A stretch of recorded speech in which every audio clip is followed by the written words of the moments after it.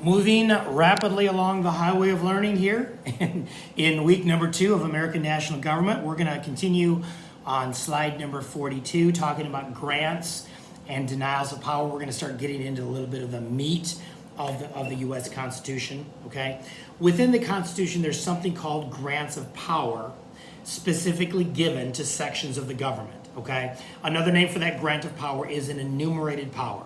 Think of an enumerated power like staying within the lines, okay? Go harken back to your days when you were a kindergartner, right? Remember you had to write those letters and you had to stay within the lines, or the alligators or something would gobble you up, and I always went over, and my penmanship's not good today because years and years of college and taking notes has forever wrecked my penmanship. But you got to stay within the lines, okay? That's this idea of an enumerated power.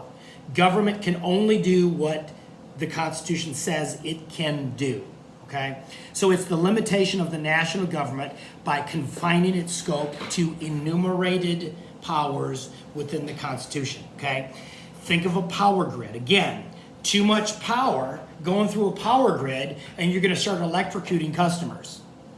That's the idea of enumerated power. You don't want to give government too much power. Okay? Think of a police state. Think of 1930s Germany, okay? Think of 1920s, 1930s, well, think of the Soviet Union, right? From 1918 to the fall of Soviet Union in 1990, 1991, right? Your rights were trampled upon big time, right?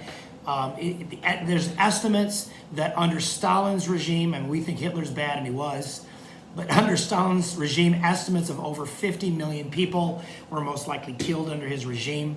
Okay?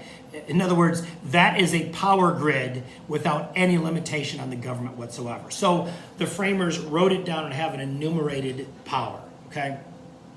Powers not granted to it are denied it unless they are necessary and proper for the carrying out of granted powers.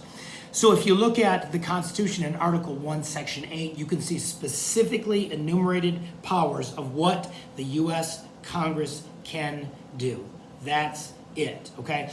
And you see more enumerated powers in Article 1, Congress, than you do for the presidency in Article 2, and even in the judiciary, Article 3. And the reason why is because the founders thought that the strongest branch of government was going to be the legislative, because that's exactly how the British system was. Now, that's not true today.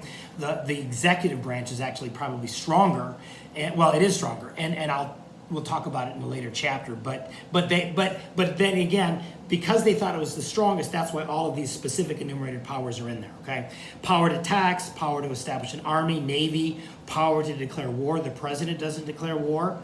Congress does. Okay, so in other words, a president can't commit troops to another foreign country unless war has been declared by Congress. Now, presidents do that today, and we'll talk about some of the reasons why in a later chapter. Okay. Powers not granted to the government by the Constitution are in theory denied it and are retained by the people and the states. That's what the 10th Amendment says, okay? If you go to slide number 43, we're talking about denials of power. Powers expressly denied to the national and state governments by the Constitution, okay? A French king could imprison a subject indefinitely without charge. By contrast, the Constitution prohibits this because citizens have the right to be brought before a court under a writ of habeas corpus for a judgment as to the legality of their confinement. So habeas corpus is a Latin term that basically means produce the body. Okay. In other words, in France or in other European governments, you could be captured by the police and thrown into prison, and you might never be seen again. Okay.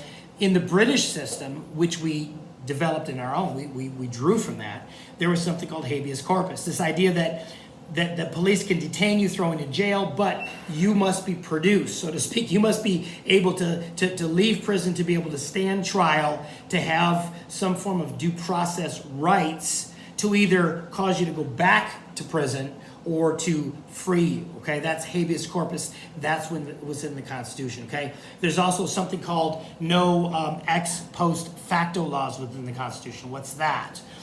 That is, laws cannot be written to charge you, to imprison you, to fine you for something you did before the law was written, okay? So you're driving your car, 70 miles an hour today, okay, and that's lawful.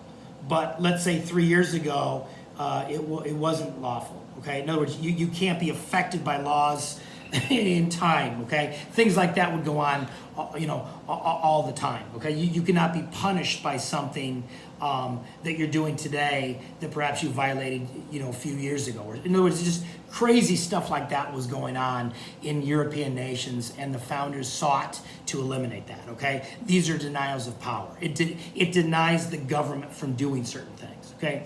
It's not strictly a denial of power, but the Constitution makes it difficult to amend, therefore making it hard for those in office to increase their power by changing the rules. Okay, an amendment can be proposed by 2/3 majority in both chambers of Congress or by a national constitutional convention called by 2/3 of state legislatures. Okay, a proposal could become law, an amendment, if 3/4 of state legislatures or state conventions basically agree to it. Okay, or ratified. So there's denials of power within our Constitution.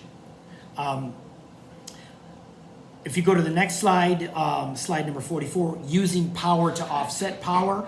Okay, the framers sought to limit government by dividing its powers among the several branches. So the idea was the Congress would guard its powers jealously, and then the president would guard his powers jealously, and the courts would guard their powers jealously. In other words, if each branch has separate power and they're guarding their unique powers separately and jealously, it's going to limit the power of government. In other words, the executive's not going to encroach into the legislative branch and vice versa. Okay, that's what they're talking about here. Okay, is that and they borrow from a French thinker called Montesquieu. And he argued that the power of government can be controlled if you divide it into separate branches rather than investing it in a single individual and an institution. Okay, in Federalist 10, Madison attributed the problem of overbearing majorities because of the mischiefs of faction. He said the latent causes of faction are thus sown in the nature of man.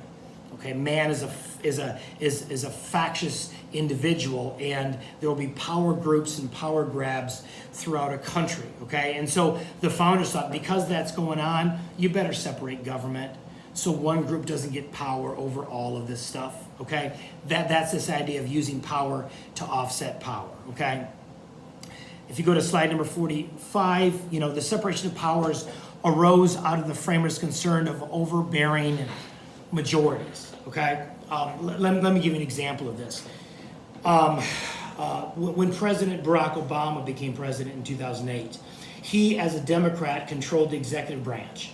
And also the House was controlled by the Democrats, and the House of Representatives was controlled by the Democrats. Okay, within the 8 years of his presidency, okay, what types of signature legislation arose because of all of the dominance of the Democrats? Well, they dominated the first 2 years of his presidency, and then the Senate went back to the Republicans and things like that. But the point is, within his presidency, probably the main signature legislation that his administration tried to push through Congress was Obamacare.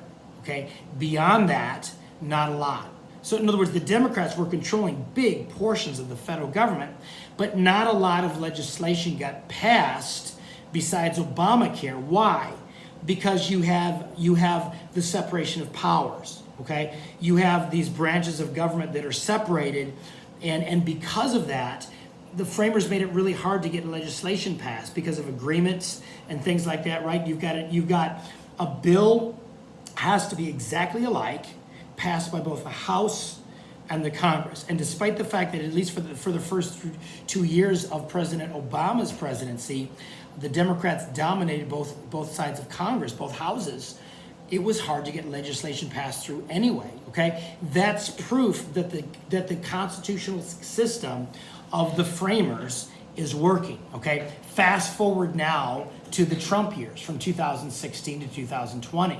Okay, what is the signature legislation passed by the Trump administration? Okay, one of the things they've been trying to do is overcome Obamacare. They haven't done it. Again, You had the Senate and the House of Representatives controlled by the Republicans the first 2 years of Trump's presidency, along with obviously a president that's a Republican. You don't see that dominance. You don't see a lot of signature legislation coming through that Trump has wanted because of the separation of powers and our constitutional system. Contrast this with what happened in 1945 when in Great Britain, when Winston Churchill lost in 1945 to the socialists. Okay, there is no separation of powers in the British system of government. Okay, the executive in the British system is the Prime Minister, and the Prime Minister is also a member of Parliament. So a Prime Minister is the leader of the executive branch, a cabinet, and he also basically is a leader within the House of Commons. So you've got in one person the leader of the executive branch and the legislative branch. Okay, and so in 1945, basically 15 sectors of the national economy was nationalized. In other words, it was taken over by the socialists. Okay, there was no separation of powers to stop them from rolling roughshod over the British people. Okay, that's the difference. Okay, that's the difference in the two systems and this idea of the separation of powers. The founders were very concerned about majorities dominating minorities, so they made it very hard for them to do so. Okay, so if you look at what happened in Obama's presidency and even in Trump's presidency, you're not seeing that dominance of a majority power or a majority party running roughshod over a minority party. Okay, and that is proof that our system of government is still working, that the founders set up. That's very, very important. Okay, I'm going to stop there.